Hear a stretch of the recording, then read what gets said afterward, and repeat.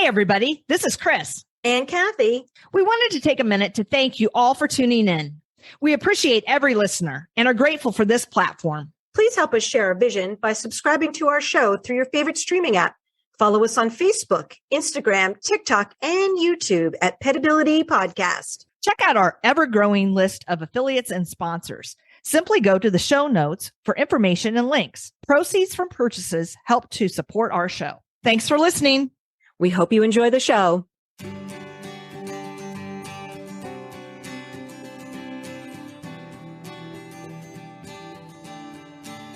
Welcome to Petability. I'm your host, Kathy Simon, certified veterinary technician and certified canine rehabilitation practitioner.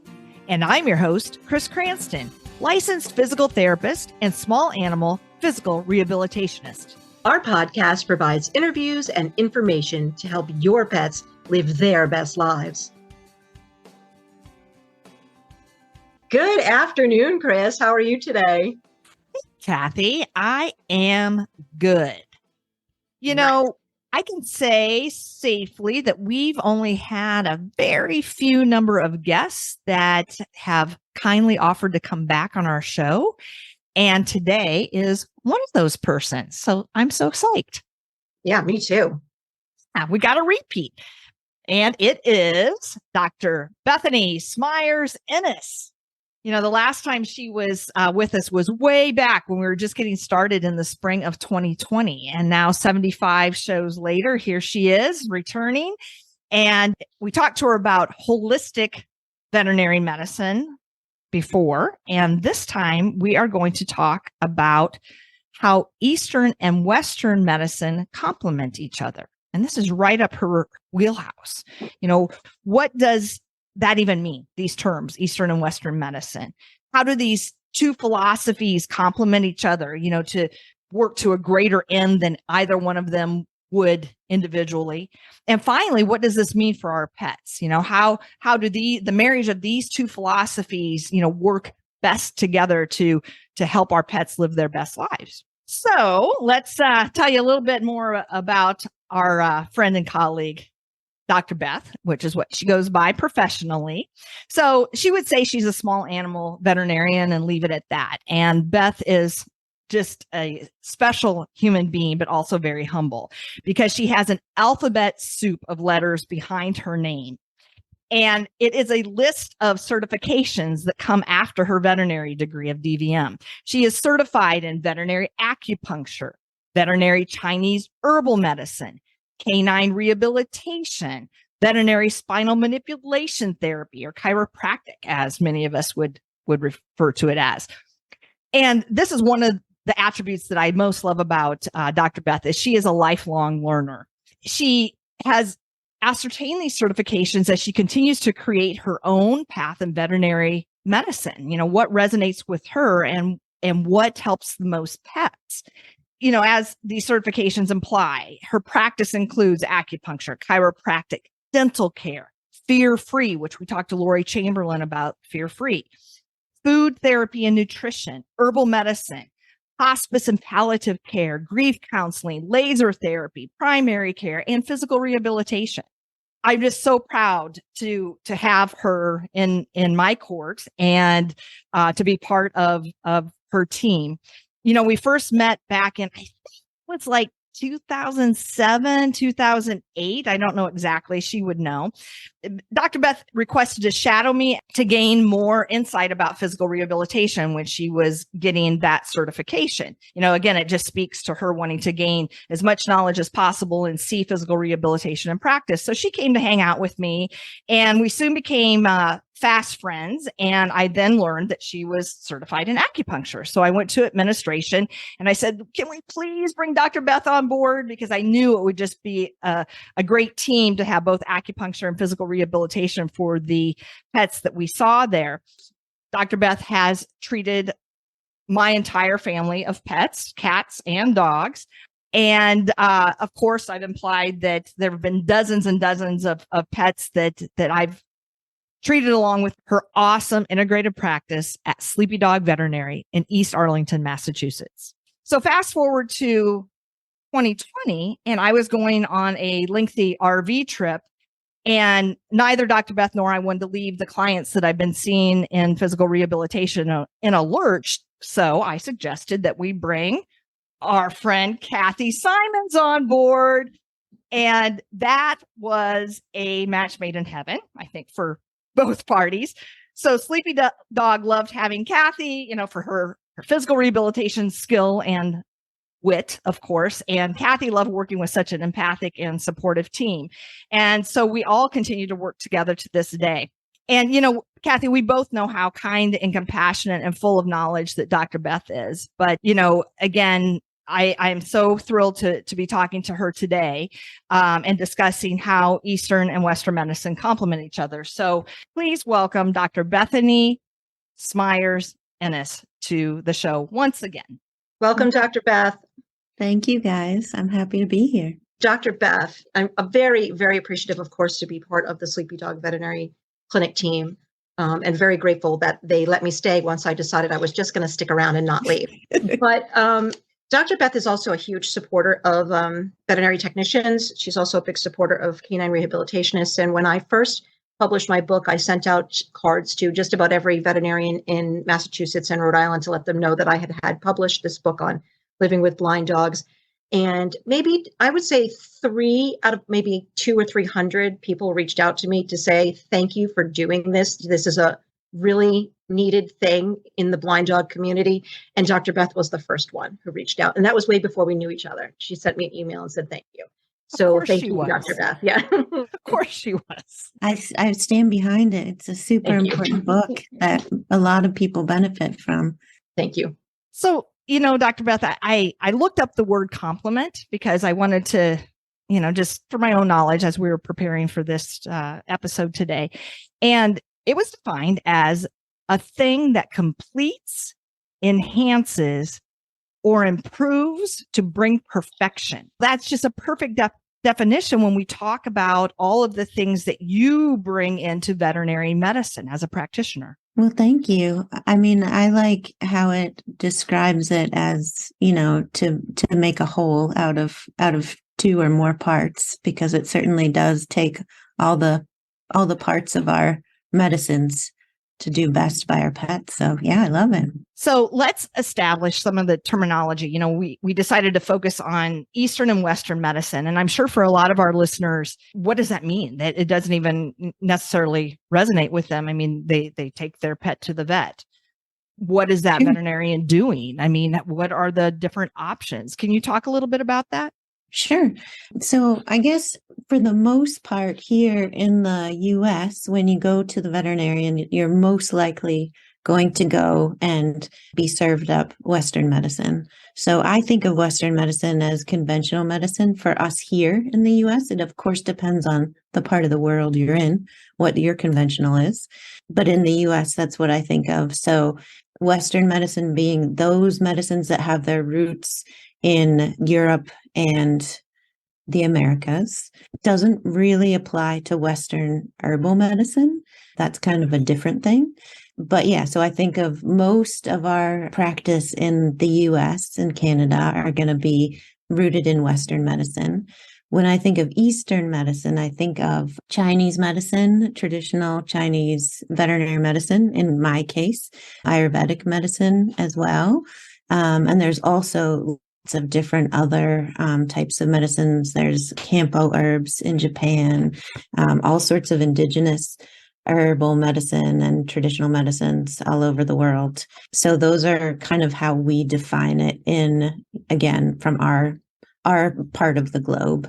I mean, would it be wrong to say it seems like Eastern medicine or Eastern philosophy of medicine focuses a lot on the prevention of disease versus what seems to me in Western medicine to focus more on treating symptoms? Is that a fair assessment? I think that is probably a fair assessment, especially when it comes to the perception of both medicines. I'm proud to say that in veterinary medicine, I think we do a lot of preventive medicine in our conventional or our Western medicine. I think we do a really solid job with that. But certainly in people medicine, I think that is something that has probably been, at least, that's how people perceive it. One of the things I love about traditional Chinese medicine in particular is that the whole idea is that if your body becomes out of balance, you use your acupuncture and you use your herbal medicine and you use certain food therapy elements to get your body back on track. But once your body is back on track, you use your lifestyle and your foods to maintain optimal health. And so I do think that's kind of what you're pointing to, Kathy, when it comes to that more preventative essence of things. Yeah, but I think, there's so many different kinds of medicines within each medicine that there's a lot of ebb and flow, I would say. Is it fair to say that sometimes we refer to Eastern medicine as alternative, complementary, or integrative, or do those terms kind of encompass that marriage that I referred to earlier between the two philosophies? I think that I could probably talk about this for the rest of my life and never feel satisfied. I think there's so many different ways to describe things. And when it comes to, I think it depends on where you're starting from. So for us, the three of us who grew up in conventional medicine, Eastern medicine feels alternative because it's different than the one that we are usually presented with. But it could be that if you were to grow up in a place where it was an indigenous medicine, then it could be the conventional feels alternative. So I think you can get turned around in that.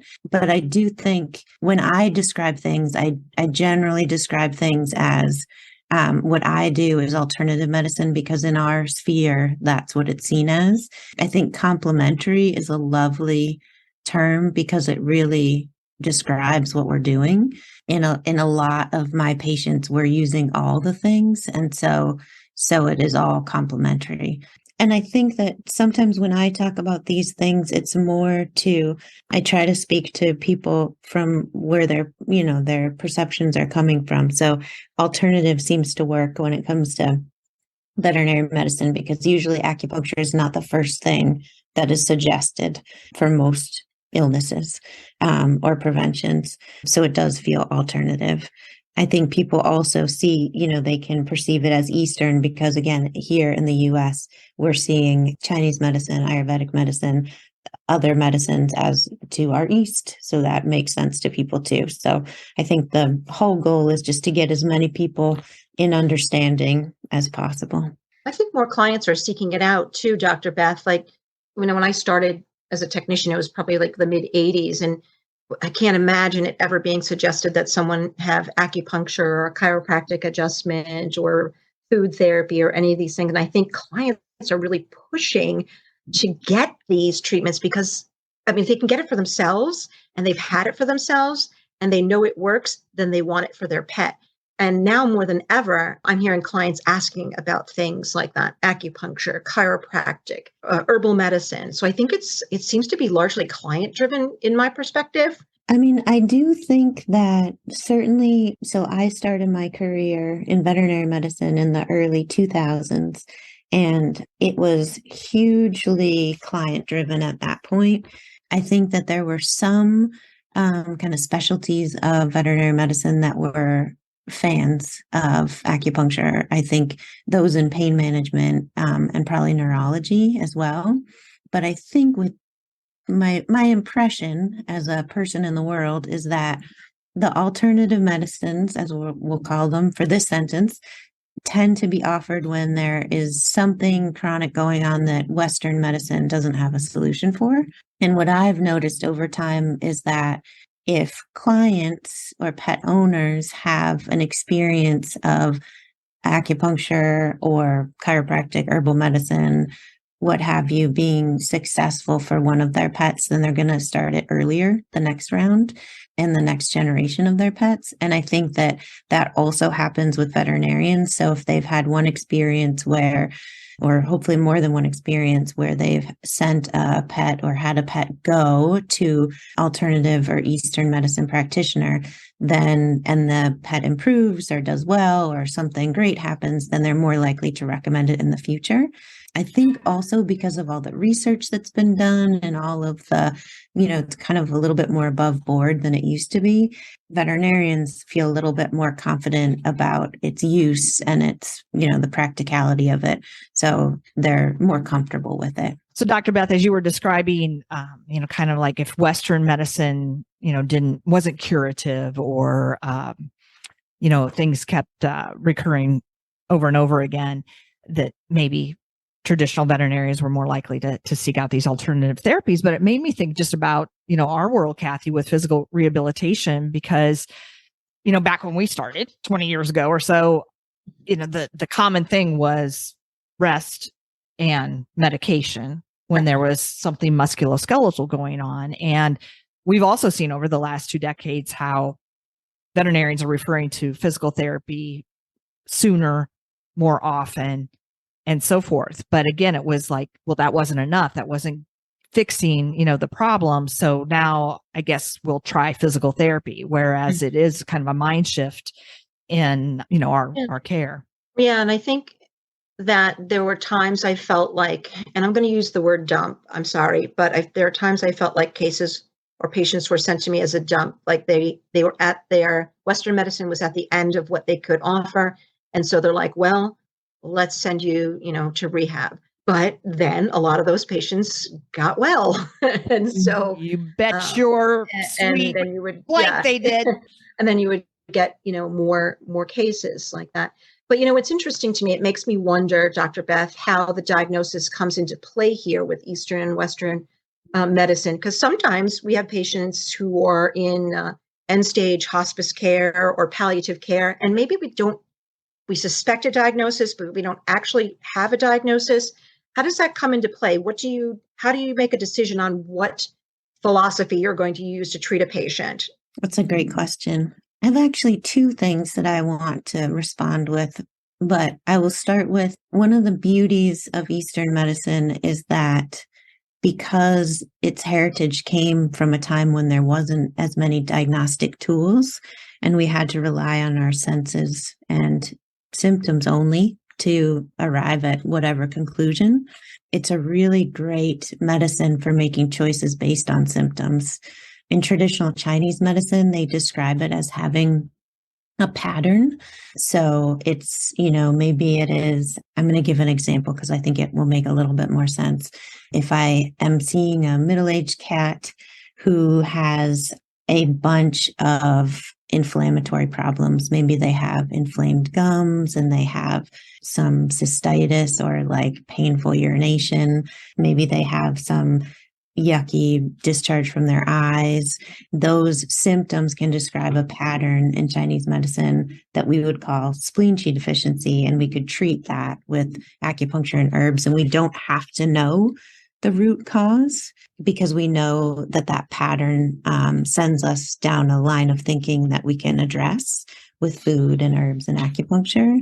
But I think the other kind of answer to that question is, I remember particularly at the start of my career, I would often not receive all the diagnostic tests and blood works and x-rays and things like that I would need to have the conventional or the Western medicine side of my brain be able to form conclusions or diagnoses.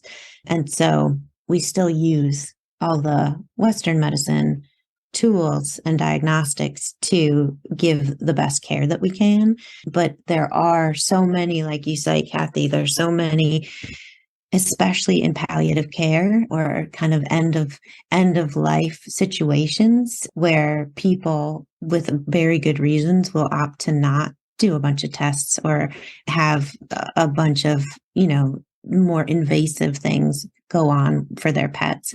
And Eastern medicine really shines in those situations because we can safely do a lot of treatment without knowing exactly what might be going on.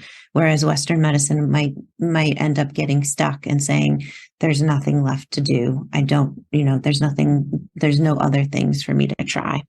So hearing this, do you feel, Dr. Beth, that, your studies, and I want you to tell the story of, how you got to this place and why, but right now, do you feel like your studies have led you to be a better practitioner, more well-rounded, and improved diagnostician in maybe a less traditional sense, like you were describing, like putting together, patterns and things. And can you speak to that at all? I can. I would say that I don't think I'm a better diagnostician than any of my colleagues. I think I just have the luxury of being able to look at it from two different angles.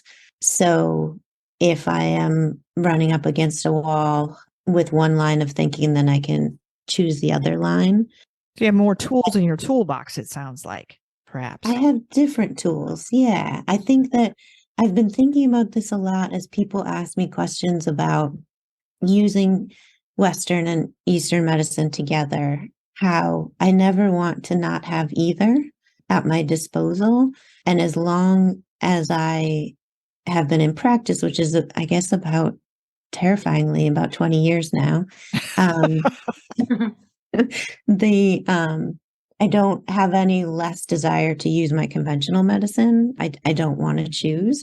So I think that, yeah, I'm not sure exactly how to answer that question, because I think in veterinary medicine, we have such a wide world of special interests that you kind of fall into. And so, there are just so many different things that I am not expert on. This just happens to be my area of focus.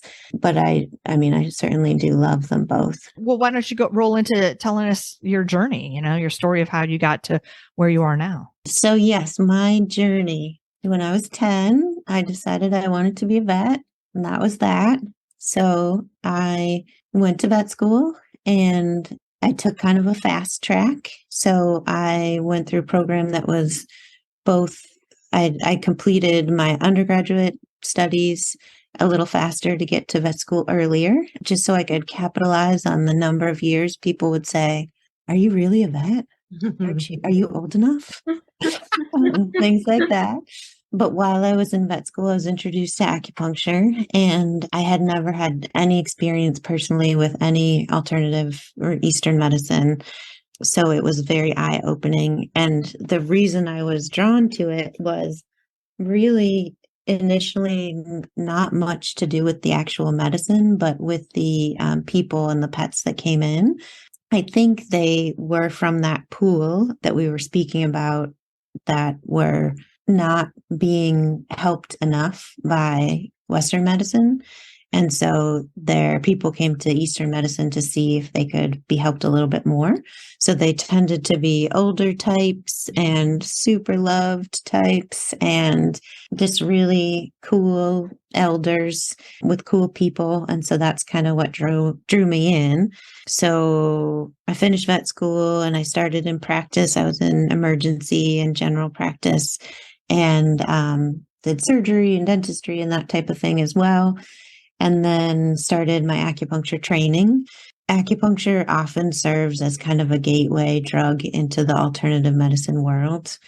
So it's really not that common that people will stop there, particularly if they're introduced to the traditional Chinese medicine part of acupuncture. There's certainly a big part of the veterinary acupuncture field that focuses on medical acupuncture, where it's more about the neurophysiology than about the traditional theories and those patterns like I was speaking of. So yeah, so as soon as I started my training, I would treat nurses' patients and receptionist patients and my colleagues.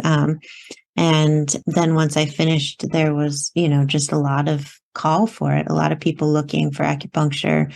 And that's what I did for a while. Then I did my studies in rehab, as Chris mentioned. And once I was in rehab, then I wanted to learn herbal medicine. And so I did my Chinese herbal training, and it just kind of snowballs from there. I think probably once you see that when we go out of our Western sphere, there's so many things that can help. And that world is seems just kind of like a big web of things that you can get really a lot of knowledge in that can be helpful. And the more people you meet that do something even more different, you just get interested in even more things. Yeah. Maybe you could do a little bit of a deeper dive into some of those things that you just mentioned. So, for instance, acupuncture. I think there's Chinese style acupuncture, and if I'm not mistaken, that Japanese. And I'm also interested to hear a little bit more about how Chinese herbs differ, perhaps from supplements. And I'm very interested to hear about food therapy. I guess one way to unify all those things is to realize that yes, there are different kinds of acupuncture, and I am trained particularly in Chinese style of acupuncture. So I tend to use Chinese style needles and those theories. So I probably couldn't speak as much to the other styles of acupuncture. So I'll speak about what I know. But yeah, in that umbrella of traditional Chinese medicine, or in my world, traditional Chinese veterinary medicine, you have acupuncture, herbal medicine, and food.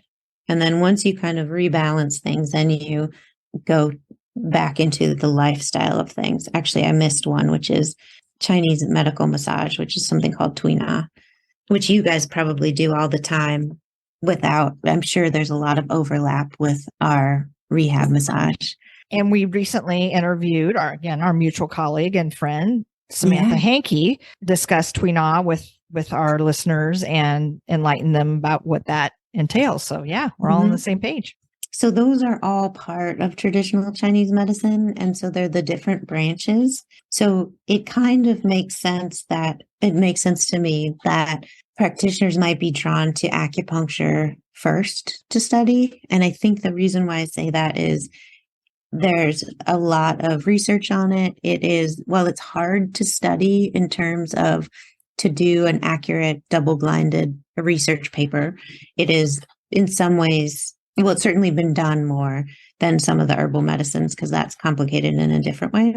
I think because I'm a veterinarian and I've been reared in a conventional medicine system, a Western medicine system, it kind of works with my brain to think about we're piercing the skin and putting a needle under the surface of the skin. And that's causing a little bit of a reaction under the skin in the tissue under that. And what we know is that those little chemical reactions, I picture it as we're kind of rustling up the cells under the surface of the skin. And by rustling up those cells, they will send each other messages to change things that are happening in the body. So often we're using acupuncture for pain control. So we want to dial up the body's natural endorphins in the brain, but we also want to reduce the number of pain messages that are getting up to the brain. And there's also some sneaky things that happen where the brain isn't even involved, where the nervous system from the area that we've rustled up those cells will talk to the spinal cord, and then it'll shoot some messages right back down. We're changing patterns of blood flow. So that's hugely important to the local areas of things. We're changing hormones, and all these things are speaking my language of conventional medicine. So I think that makes it a real draw for people, practitioners. I imagine this might be true for doctors as well, but I know for sure for veterinarians. And so if you are studying acupuncture and you're a clinician and you're like, oh, hey, this seems to be working pretty well for certain cases, for certain patients, then I can't quite ignore that there are these 3 other branches of this medicine. I wonder what those are about. And the Chinese herbal part is, gosh, I thought it was overwhelming to study acupuncture and all the theories and all the acupuncture points and meridians or channels through the body and both the old theories and the new theories. But herbal medicine is even more diverse. And I think that when it comes to people use the word supplement as something that is not a pharmaceutical, is my understanding. And so an herbal medicine can be in the supplement category, but not all supplements are herbal medicines. And then you can have Chinese herbal medicine, you can have Ayurvedic herbal medicine, you can have all sorts of different herbal medicines. So just to repeat, herbal medicines, which can be, sounds like 3 different types generally: Chinese, Ivermectin? That's not a term Ayurvedic, so with Indian roots. I think there's way more than three, though. Chinese, Ayurvedic, and Western herbs are the big ones that we probably use in veterinary medicine, but there's like things all over the Americas. I mean, that are probably like grouped in Western medicine, but I don't know. These all fall under supplements, though, is what. Yes, the things that I think herbal medicines can be incredibly powerful when they're made correctly. And the thing that distinguishes a pharmaceutical from a supplement is that, or one of the things, but the thing I think of the most is that a supplement does not have to be regulated by the FDA. And people have many different feelings about the FDA and how useful and not useful, or how accurate and not accurate the FDA is, but it is a starting point. Supplements are considered food when it comes to the FDA, so they're not regulated in the same manner at all. So the tricky thing is that you can have a Chinese herbal medicine that is classified as a supplement that has been used for thousands of years with great success. But you can also have someone who has very little or no experience creating supplements with those same materials and ingredients. So it's just like a huge span and spectrum of quality, and really like whether it's research based or experience based. It's like I could talk about that for my whole life and never feel satisfied. I remember, Dr. Beth, that you shared with me, especially early in your practice, that these clients were bringing their pets to you, and you would put them on a Chinese herbal medicine, a supplement, what have you. They would go back to their conventional veterinarian, and they would either take them off of those supplements because they would say they're not doing anything, or they would add in a pharmaceutical that could be deleterious along with that Chinese herbal medicine, because you mentioned that they are very powerful. And so in the wrong hands, if you don't know what you're doing, right, and you always get their records and know what they're on in terms of pharmaceuticals and so forth, but that could cause a potential problem. So just because they're not regulated by the FDA, that does not mean that they're not strong, effective, potentially dangerous, and need to be, quote, prescribed. Well, I would reframe it a little bit. I would say that the companies that I tend to use are those that follow the FDA standards, even though it's not required. So they treat their product as if any day the FDA could walk in and test their product. And that's what I feel good about. I think when it comes to herbal medicine, it is much less likely for an herbal medicine to cause a side effect than a pharmaceutical, for a couple reasons. One of the big ones is that, particularly in Chinese medicine, you're using several different parts of several different plants together to create a synergy. So each of those parts of different plants may have less positive effects or improvements in that animal or that person, but together they work even better than the separate parts. Also, when you're using multiple different ingredients like that of different plants, you can use a lesser amount of each part. And so there's going to be less side effects. And also, in addition, you can add in little bits of things like licorice, which can often help with side effects that have to do with like gastrointestinal side effects. So it's kind of like a many-tiered approach to why herbal medicine can often be gentler. But certainly if you use it incorrectly, then it can absolutely be harmful. And certainly you can get a side effect from anything. I have learned without a doubt to never say things like, I have never seen a side effect from this, because that means the next day someone will come in and say, right, they have had a side effect from that. And that's just bodies. Bodies have different reactions to different things. In terms of, I think that as an alternative medicine practitioner and Eastern medicine practitioner, I have to know both. So I have to know what of my herbs cannot be taken with certain pharmaceuticals, which is the way I practice, not that common. Most of the times I blend them because I would like to blend them, and that's safe to do so. But I think if you are strictly Western medicine, it is there, if you haven't had training in the Eastern medicine part, then you only know the pharmaceutical part, and that can be scary for people. So I think that's why people panic.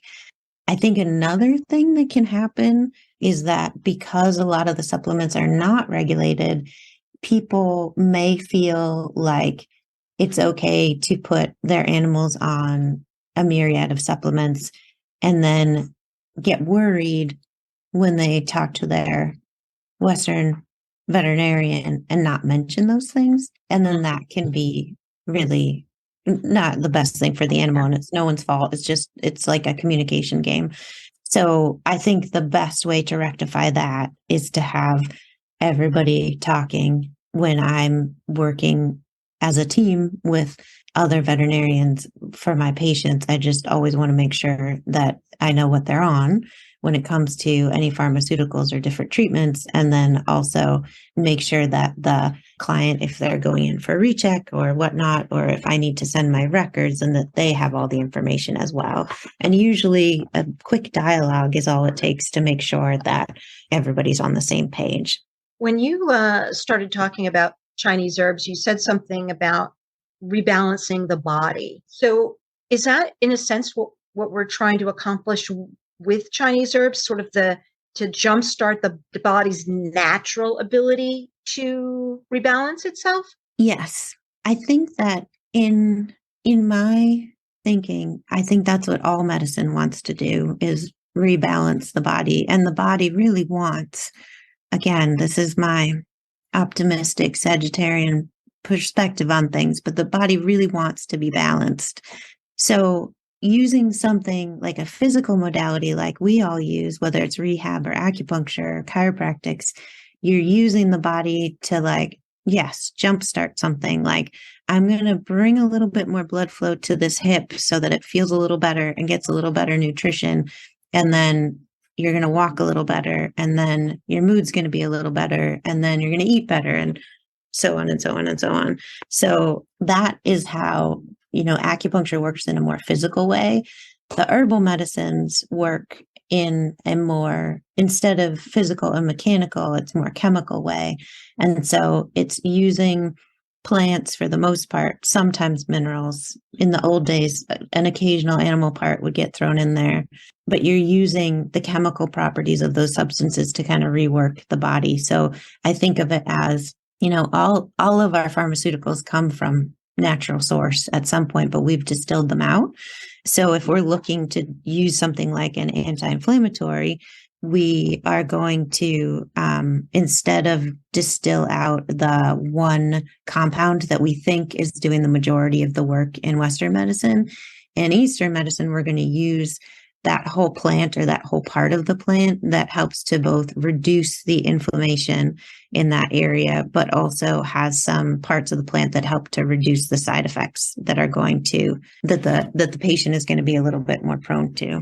Hey, Chris, I'd like to take a little break right here, if you don't mind, to mention our affiliates, Dr. Busby's Toe Grips, adogsbestlifebox.com, and our friends at Heads Up Pets Water Collar. For information and links, simply go to our show notes. Remember to use the promo code PETPOD22 at checkout. That's PETPOD22, all capital letters, to receive your 10% discount on orders. I feel like we have yet to address the food as medicine component of traditional Chinese medicine. Can you explain that just a little bit more? Yes. If you think of it as kind of a spectrum where you have as I think of it, kind of the distilled out, active ingredient that we use as a pharmaceutical. And then you go over a little bit to where it came from, the herb, the plant that pharmaceutical originally came from. And it gets a little bit gentler. And then even further over on the spectrum is the food as a medicine. So some examples are pears are really nice when you have a cold because it astringes some of the moisture and the phlegmy stuff in your head and reduces cough. So by eating a whole fruit, you can use that as a medicine. there are certain traditional things, like I think it often, of it as seasonally, like in the fall, we're eating a lot of orange and yellow vegetables, pumpkin and squash, and some traditional fall vegetables here in New England. And a lot of those are very nourishing for digestion. So there's lots of different properties. Like you might reach for a cucumber or a strawberry in the middle of summer because it's cooling, and it actually helps to like cool some of your tissues down. Whereas you're going to have a hot soup with a bunch of ginger in it in the winter to kind of warm you up. So it's just kind of making it a little bit more generalized, I would say, when you're talking about food therapy. It's using the principles of our herbs. So different tastes equate to different chemical properties of each of the foods, and they tend to be higher in certain vitamins and certain substances. So it's a way to kind of steer your body in the right direction very gently and slowly, whereas an herbal supplement and then even further down the road, a pharmaceutical is like really to get you way back from wandering off track. So how would you put all of that together as a plan for a patient? So let's take a mutual patient. His name is Paul the cat, and he has a fair amount of medical conditions, right? He's got some malabsorption, and he's got some underweight, problems and diarrhea and so forth. And so what was your thought process in developing a plan for Paul to get him back to, or to stimulate his natural ability to sort of rebalance his body, have these normal poops, take on weight, and so forth? So he's a great example of how you need both medicines. He's a foster cat at our clinic at Sleepy Dog. And he came in with a history of pretty awful diarrhea and has really, I think, never been able to keep a lot of weight on his tiny body. What he lacks in physical girth, he makes up for in sassy attitude, as Kathy knows and Chris knows. Love him. He's amazing and will someday need a home. So anybody who's interested, please contact us. But he came in. So the first thing that I tried was to change his food. He was on a restricted protein food, and he had been on several of those, which is a valiant effort and certainly something I would have tried on my own as well. But it didn't seem to be working. So I put him on a single ingredient, like a single protein ingredient food. And maybe that helped the tiniest bit, but I think he was too far imbalanced for that to take effect. And then I also put him on some Chinese herbs, something called Four Marvels.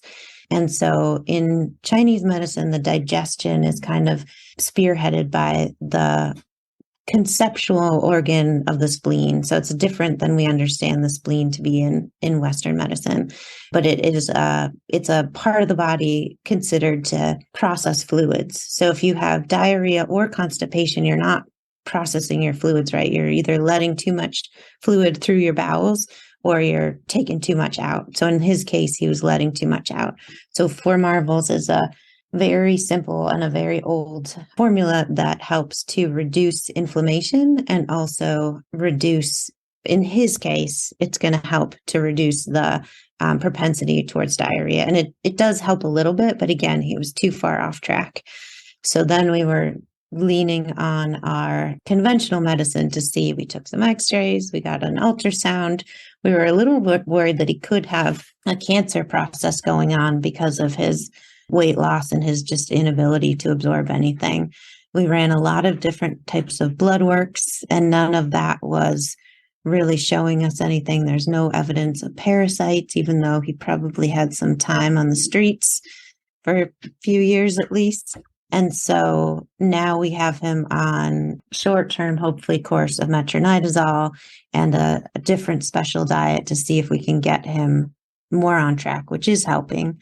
He's had some acupuncture, especially when he has a really bad day. We'll give him some acupuncture and some fluids under the skin to see if we can boost him up a little bit, and he tolerates it really well. But so I think that that's a pretty good case of how if we think of like the needle pointing up for when things are in balance.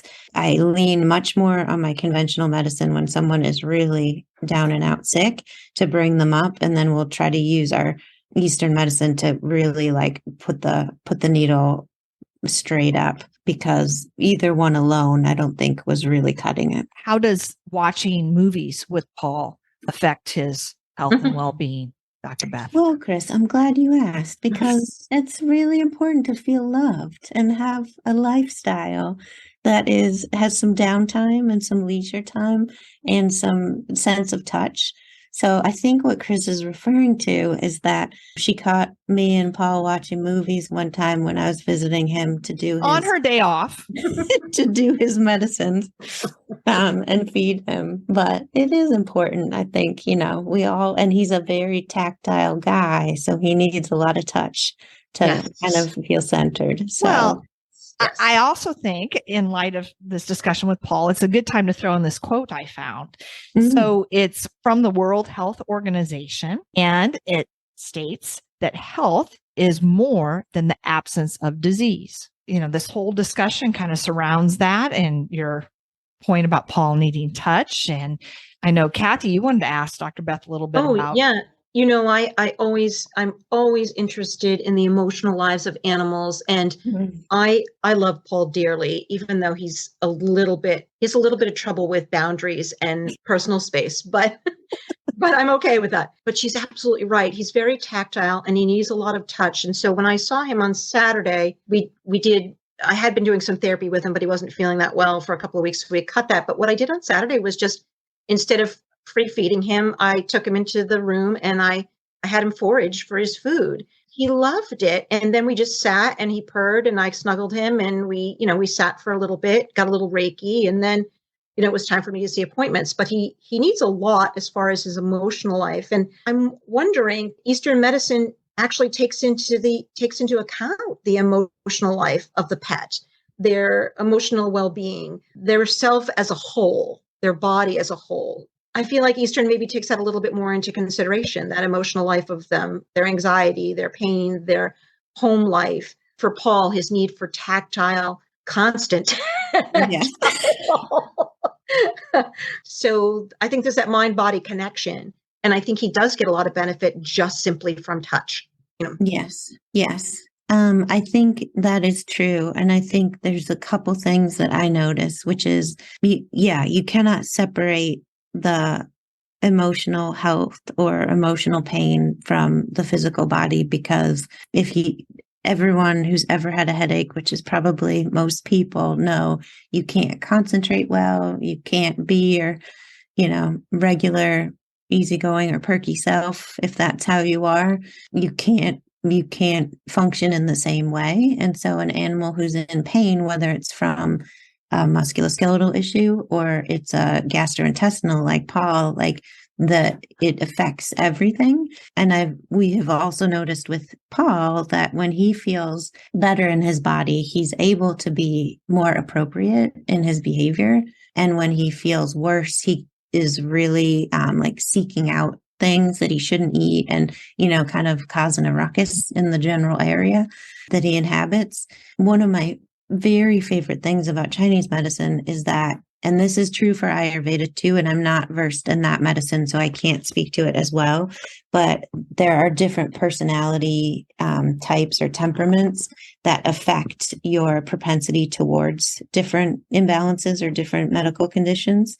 If you have a certain temperament just from nature and nurture, probably both, but mostly from nature, you're going to have a certain set of risk factors when it comes to the symptoms that you're going to arrive at. So for instance, there's a fire type personality, and in a fire type, you're going to have a bit more of a risk for heart issues, a bit more risk for anxiety. And so you're going to use different foods, different herbs, and different treatments to help a fire type who's out of balance. I would also say that in comparison, when it comes to another Chinese medicine personality type would be the earth type, which is my type, which is going to be prone to worry. So a little bit different than anxiety, but I can think of so many things to worry about. and then a little bit more likely to like put on a few pounds, a little bit more likely to have gastrointestinal issues. And so there's these different ways that you can kind of parse out what might be going on in the patient when they are imbalanced. But also if you get them early enough, then you can have a sense of like what might be some great things prevention wise. Yeah. So that is really helpful. I think when I see new clients, we have a big list of questions that we ask. And I would say hands down, the most popular question that my team likes to ask, and I would say gets the most chuckles that I can hear in the exam room, is if your pet were a person, what job would they have? And the reason I ask that is I went to a lecture a long time ago where they recommended using this, and I think it was for horses at the time, but it does apply for small animals. It helps you to understand what their temperament is like. And once we have a sense of what their temperament is like, then we can have a little bit more sense of what they might be at risk for, or which ways to kind of like gently nudge them away from. Yeah. So we always talk about making a book of all the awesome answers. I'm going to go back to Paul for a second, as you're talking about these personality types. I mean, he actually is not an earth type, though he does have gastrointestinal signs. He's a wood type, and wood types tend to be a little bit on the assertive side, and they can have liver problems. And in Chinese medicine, the liver and the spleen are very connected. And so that's why I think he ends up with his GI problems. But they tend to make really good bosses or leaders. And I think of a lot of times, like a lot of terriers are wood types. Like they're like, I'll think about it, but I'm only going to do it if I want to do it. Whereas a lab is like, a little bit more likely to be like, well, I really love my mom and she asked me to do this, so I'm going to do this no matter what. And then there's two other types, there's the water type, and water types tend to be a little bit on the fearful side. They tend to be animals that if they're in an exam room with us, they might be hiding under a chair or something like that, trying to not be seen. Like they're very, I would say, kind of in touch with their emotional life. And then there's also a metal type, which is pretty confident, I would say, I think of as metal types, but they're a little bit more aloof. Like they tend to be the border collies that are kind of patrolling the perimeter.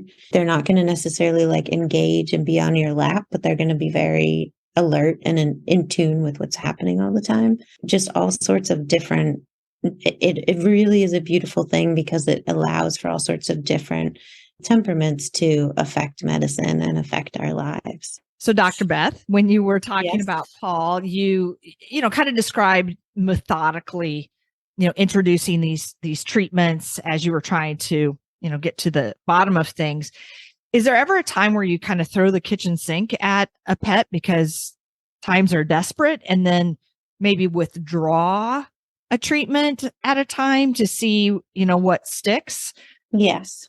The times that I would do that are if someone is more in dire straits, and I would say probably the most frequent would be someone who is struggling with cancer, and there's not a lot that conventional medicine is able to offer, and there's been a pretty rapid decline, then I will do that. And exactly as you describe, I will add all the things that I'm hoping will help. And then I will, if we get back towards a balance, then I will start withdrawing them to see which ones they can live without, and which ones they seem to really need. But there are cases where if they're doing well, then we'll keep them on everything because no one wants to risk, a little experiment there. But I try not to do that. And I think part of that is my temperament. I tend to be slow, and I tend to try one thing at a time because I want to know if it's helping or hurting. And if there are any side effects, I want to know which of my magic potions is doing it.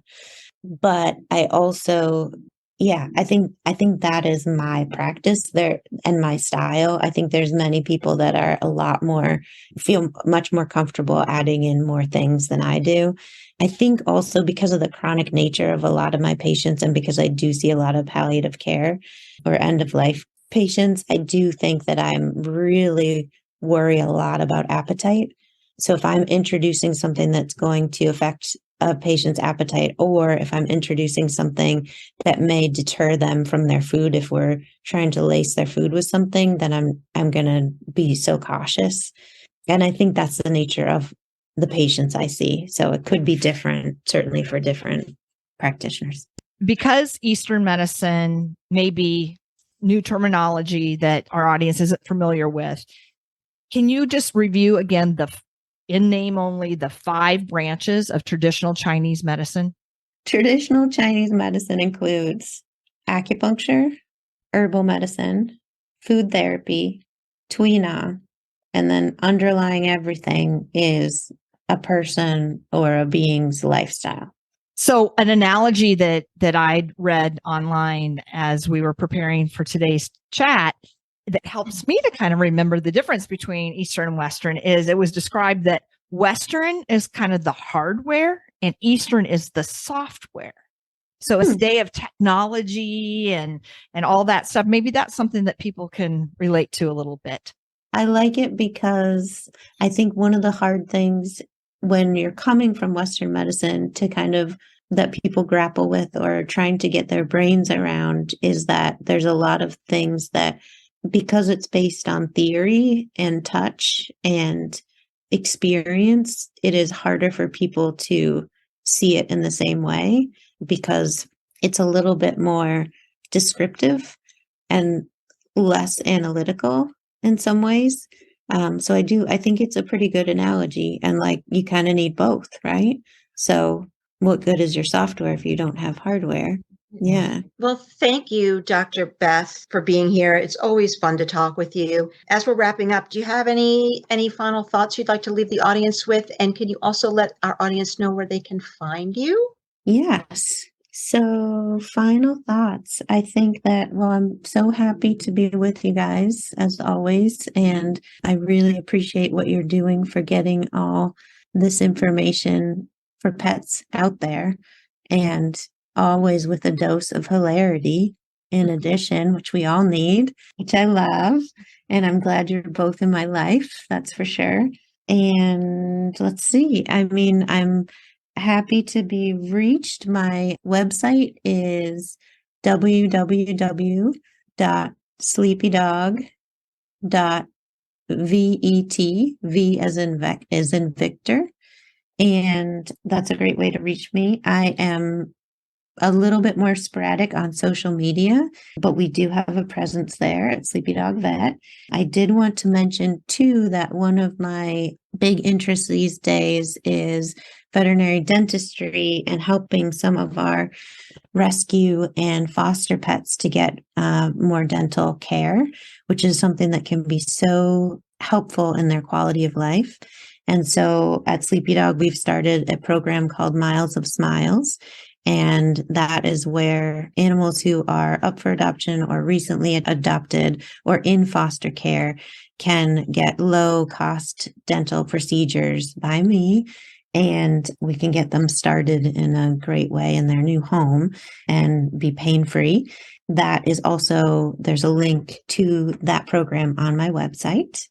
And I think that is most of what I have to say on that. Thanks so much for, again, carving out time out of your really busy schedule. I know firsthand just how much you're pulled in multiple directions. So really, really appreciate you coming back on the show and sharing your vast knowledge with us. Well, thank you both for having me. It's always a pleasure. Hey, Kathy, I think now may also be a good time to mention our New Year survey that we're launching. So the purpose of the survey is that we want to understand you and your pets better to ensure that our content is relevant, helpful, and interesting to you as our listeners. Please complete this survey no later than January 31st, 2023, and you'll be entered to win a $100 Amazon gift card. So one winner will be selected at random and notified via email. The link will be in our show notes. It will also be on all of our social media channels. And again, we can only get better with your help. Thank you for joining us. We hope you enjoyed our show. Follow us on social media at Petability Podcast. And please check out our affiliates and sponsors. Simply go to the show notes for information and links. Thank you, and tune in next time.